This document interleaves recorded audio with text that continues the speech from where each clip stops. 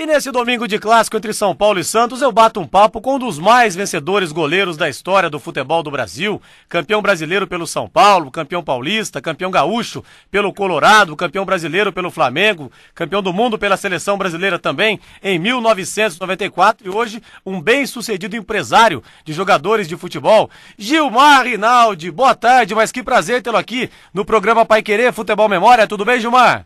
Tudo bem, boa tarde, é um prazer estar falando com os amigos, a Rádio Pai Querer, e estamos aí à disposição para bater um papo. Gilmar, e você é de Erechim, como é o Rafael Sobis, como é também o Paulo César Carpegiani. Quanto jogador bom saiu de lá? Acho que é a água de Erechim, né, Gilmar? A água de lá deve estar fazendo um bom efeito, realmente saiu muita gente boa de lá, e tem muito menino que hoje também sonha em fazer carreira de futebol, tem uma escola muito boa lá no Ipiranga. E isso é bom porque incentiva cada vez mais a molecada a sair de lá. Com toda certeza. Gilmar, hoje tem São Paulo e Santos no estádio do Morumbi. O que você pode falar pra gente sobre esse grande clássico de logo mais, Gilmar?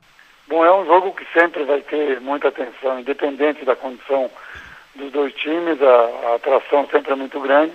São bons jogadores dos dois lados, São Paulo com uma equipe mais experiente, mais montada há algum tempo, e o Santos com essa nova geração que está surgindo. Tenho certeza que vai ser mais um grande jogo e os resultados desses jogos vão ser imprevisíveis, porque as equipes se equilibram muito, não na forma de jogar e nem na idade dos jogadores, mas na vontade, e quando é um clássico sempre há uma superação e sempre aparecem algumas surpresas de alguns jogadores que se destacam mais ou menos. Agora, Gilmar Rinaldi, todo mundo fala dessa geração do Santos, que é muito boa mesmo. Tem o Neymar, tem o Paulo Henrique Ganso, que está machucado, outros jogadores que já saíram, como Wesley, como André. Mas tem chamado a atenção as atuações do goleiro do Santos, do Rafael. Você que foi um grande camisa 1, te agrada o futebol desse jogador? Tem potencial realmente o Rafael, Gilmar? Me agrada, sim, é um bom goleiro, tem percebido, tem amadurecido muito também. Tem o outro, o Alexandre, também, que fez um golaço esse dia no Campeonato Brasileiro. Verdade. E o Santos hoje merece os parabéns, porque está fazendo um trabalho muito bom na sua base, revelando grandes jogadores e uma escola excelente de goleiros, porque o goleiro do Santos tem realmente feito bons jogos e mostrado que tem condição hoje de se firmar como um dos grandes goleiros do Brasil.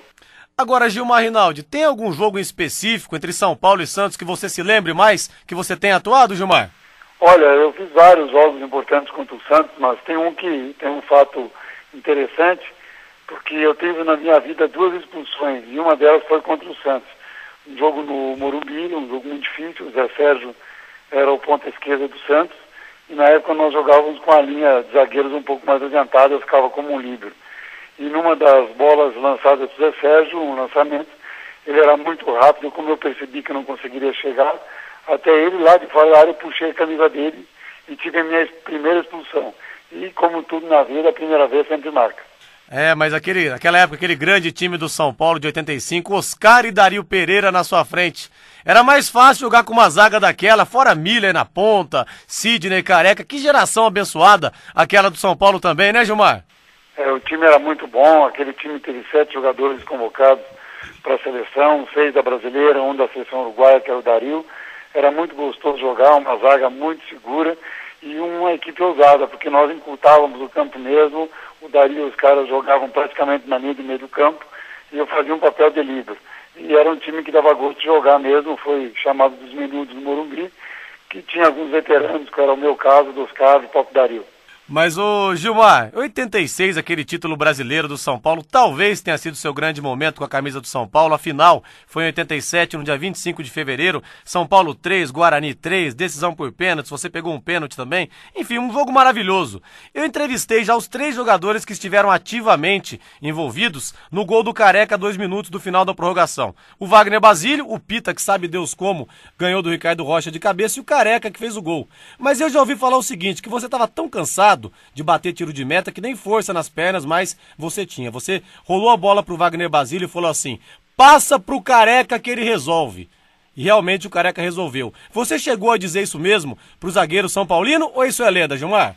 Não aconteceu, sim. O que aconteceu, na verdade, é que quando faltavam uns 3 minutos, uma vez o Evair e a outra o João Paulo, do Guarani, chutaram a bola atrás do meu gol, que é onde estava a torcida do Guarani.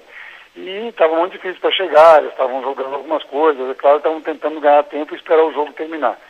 Nessa última vez que foi o João Paulo que chutou, eu fui correndo e eu dei um pique lá na torcida do Guarani, jogava alguns objetos, um pouco de reboco lá do estádio, e eu vinha com a mão na frente e realmente quando eu cheguei eu estava extenuado. Naquela época ainda, poderia voltar a bola para o goleiro, pegar com a mão e dar o chutão. Quando eu rolei a bola para o Wagner, ele pegou, dominou a bola e esperava que eu pegasse a bola na entrada da área grande para dar o balão. Quando ele foi fazer o movimento, eu falei, chuta. Eu disse, mas como? Chuta que eu não aguento mais. Chuta no Careca que ele dá um jeito e ele resolve. E aí aconteceram umas coisas muito pitorescas do futebol.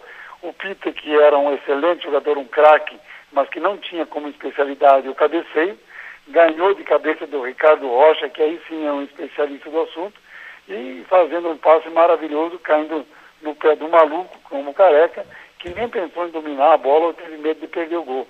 Enfiou a canhota lá que quase tirou a cabeça do Sérgio Neto. É verdade, realmente deu tudo certo naquele lance. O Dario Pereira me falou uma vez numa entrevista também o seguinte, Gilmar, que depois do terceiro gol do João Paulo, ele encostou a cabeça na trave e falou pra você, Gilmar, perdemos o campeonato. Que você falou, que é isso, rapaz, dá tempo ainda, vamos lá. Você lembra disso também, ô Gilmar? Lembro sim. Foi engraçado, porque engraçado e trágico no momento. Porque o jogo estava controlado, e aí um erro que teve lá, o João Paulo pegou e fez o gol. Faltavam acho que uns 2 minutos, 3 para terminar o jogo. Aí ele sentou e falou, não, agora se foi, agora já era. Eu falei, não, vamos lá. Senão, Dario, está acontecendo tanta coisa maluca nesse jogo que não custa acontecer mais uma. E ele falou, mas agora não dá mais. Não, vai dar. E aí aconteceu isso tudo que eu te falei, quer dizer, o Pita se tornando um exímio cabeceador, numa bola disputando com o Ricardo Rocha e o Careca fazendo gol, que deu uma chance para que a gente fosse nos pênaltis e ganhar o título. Gilmar Rinaldi, você sempre foi um líder onde você passou. Outra história boa que eu já ouvi dessa final contra o Guarani é que depois que acabou o jogo, né, a prorrogação, claro, com aquele gol do Careca no finalzinho, o Careca chegou pro Juvenal Juvencio e falou assim, diretor, vamos dobrar o bicho. E que ele aceitou dobrar o bicho depois de muito custo, muita negociação. E o Careca bateu o primeiro pênalti e perdeu. E que na hora o Juvenal Juvencio voltou atrás. Mas que depois que o João Paulo perdeu o pênalti, chutou por cima do seu gol, você encostou o Juvenal e falou, Juvenal, depois dessa, você tem que dobrar o bicho mesmo pra gente. E que ele dobrou. Essa história é verdadeira ou outra lenda, Gilmar? Não, é verdadeira, sim. O Careca, antes do jogo, brincando, o Juvenal estava dentro do campo, ele e seu inseparável cachimbo, né? E aí falou, dobra o pênalti. Aí eu falei, tá bom, ganhou, vai dobrar o bicho. Quando o Careca, o primeiro pênalti eu peguei, que era do Marco Antônio, acho que Boadeiro, que chutou, e o Careca chutou e errou. Aí o Juvenal falou, não é possível, agora não tem mais bicho dobrado, não. Mas como as coisas foram andando, aquela euforia, no momento que nós ganhamos o título, eu encostei o Juvenal, falei, presidente, ele era diretor na época, disse, dobra o bicho aí que a galera merece. Ele falou, deu uma risada, deu umas baforadas com o cachimbo e dobrou o bicho, e aquele era um momento só de alegria, uma final fantástica. Ele reconheceu o esforço de todo mundo e fez com que o prêmio fosse um pouco mais saboroso. É verdade, foi um título realmente maravilhoso pro São Paulo. Gilmar, você saiu do São Paulo em 90, foi jogar no Flamengo, já com mais de 30 anos de idade, 91, perdão, né? Em 91 você foi campeão carioca pelo Flamengo, me lembro de você vários jogos invictos, sem tomar gol. 92, campeão brasileiro, mesmo o time do Flamengo não sendo muito bom tecnicamente, mas tinha você, tio Júnior, tio Wilson Gotardo, que era xerife, tinha o Zinho, enfim. Tinha bons jogadores, mas não era um super time. Mas em 93, Gilmar, o Flamengo passou em branco, me lembro, foi vice-campeão da Supercopa, perdendo para o São Paulo. Mas você pegou tudo naquele ano, tanto é que você foi convocado para a Seleção Brasileira em 94, foi tetracampeão com a seleção. Aquele ano de 93, você considera que você teve o apogeu da sua carreira tecnicamente falando, Gilmar? Eu acho que pode ser que sim, viu? 93 e até uma parte de 94, porque foi um momento muito bom. Eu tinha aí a maturidade de um goleiro, tinha muita experiência já e tinha muita tranquilidade para jogar. E foi aí que surgiu a história do São Gilmar lá no Flamengo, onde em alguns momentos, quando o time não estava bem, eu conseguia fazer grandes partidas. Porque o grande segredo do goleiro é esse também, né? Não adianta jogar bem quando todo mundo joga bem. Você tem que jogar bem quando as coisas não estão dando certo. E eu consegui fazer excelentes partidas naquele ano, e eu acho que o apogeu da maturidade foi naquele ano, sim. Ô Gilmar, e pela seleção brasileira você foi medalha de prata também em 84, nos Jogos Olímpicos de Los Angeles. O Brasil perdeu para a França, para variar a França, uma pedra no sapato do Brasil. E o Jair Pisserni levou uma base de jogadores do Internacional de Porto Alegre. Foi acertada essa decisão na sua concepção, Gilmar? Olha, eu acho que foi acertada pelo momento. Quer dizer, claro que mostrou uma falta de planejamento, que nós fomos convocados há 2 semanas de iniciar a Olimpíada. E nós tivemos muita sorte também que as coisas deram certo. Porque é temeroso você, com equipes que se preparam durante 4 anos, como foi o caso da França, que inclusive ganhou o campeonato, chegar e disputar. Mas não tinha o que fazer naquele momento. Então a gente tinha que tentar fazer alguma coisa. O planejamento não foi certo, mas a escolha do Jair, eu acho que no fim acabou sendo certa. Pegou um grupo jovem, muito unido, e que se entrosou rapidamente com ele, que era o treinador, e com os outros jogadores, que eram 6 na época, que vieram de outros times. E aí a gente conseguiu representar muito bem o Brasil, foi a primeira medalha que nós conquistamos e até hoje marcou a nossa vida, porque aquele foi um grande impulso em termos de seleção brasileira para nós todos. Gilmar Rinaldi, você é empresário de jogadores de futebol, hoje empresário do Adriano, inclusive, que teve aqueles problemas todos, extracampo no Flamengo, todo mundo sabe, ficou de fora da Copa do Mundo de 2010, que foi um baque, sem dúvida nenhuma, e agora ele está na Roma. E houve recentemente esse problema com o técnico Cláudio Ranieri, que teria chamado o Adriano para entrar, ele não teria tido boa vontade, enfim, uma série de confusões nesse ano de 2010 complicado para ele. Você, a gente sabe, tem conversado muito com ele. Como é que está a cabeça do Adriano? O que você procura falar para ele, Gilmar Rinaldi? Esse ano até que ele está mais tranquilo, está na Itália, voltou à Itália, lá o futebol tem uma outra exigência, tanto dentro como fora do campo. E ele está bem, entrou na última partida, inclusive fez um bom jogo contra, não lembro qual é o time, mas o time da jogo da Champions, e ele está tranquilo agora. É claro que a adaptação é um pouco mais difícil. Um pequeno problema com o treinador, mas que já foi resolvido, já conversaram e se entenderam lá.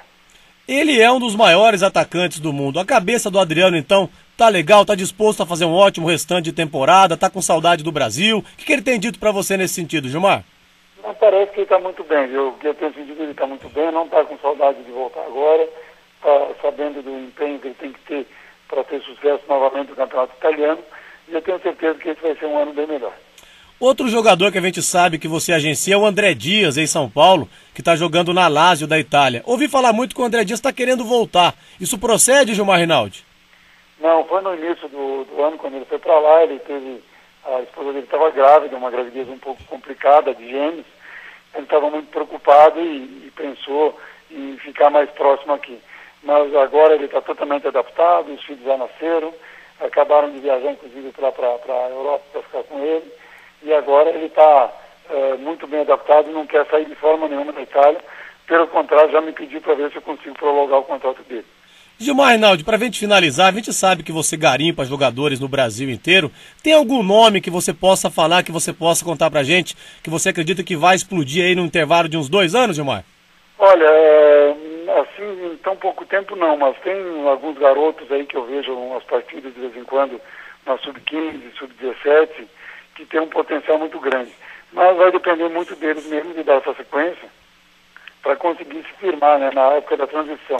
Eu tenho certeza que vai surgir muita gente ainda, mas é muito difícil a gente apontar quem podem ser esses novos jogadores. Gilmar Rinaldi, quero te agradecer muito pela entrevista. 3 coisas que eu sempre ouvi de você, eu também tive o prazer de te ver jogar, que foi um goleiro muito competente, um líder, um jogador com uma inteligência acima da média e também, é claro, como todo goleiro tem que ter, bastante sorte. Tanto é que aquela bola que o Edu Marangon chutou do meio campo na final do Paulista de 85 entre São Paulo e Portuguesa, bateu no travessão e voltou. Sorte você também tinha, como todo grande goleiro tem que ter, né, Gilmar? Sem dúvida nenhuma. Eu sempre falo que o goleiro sem sorte não pode nem ficar embaixo do gol, porque olha, o risco de cair um raio atrás de cair em cima. Mas uma coisa também que eu sempre brincava, que era uma coisa muito engraçada, que quanto mais eu treinava, mais sorte eu tinha. Verdade. Então a gente tem que ajudar a sorte também e ela vai te recompensar, pode ter certeza. Com certeza. Quanto mais a gente trabalha, mais sorte a gente tem. Gilmar, muito obrigado pela entrevista. Um grande abraço. Fique com Deus aí, Gilmar. Obrigado, igualmente. Um abraço a vocês aí todos.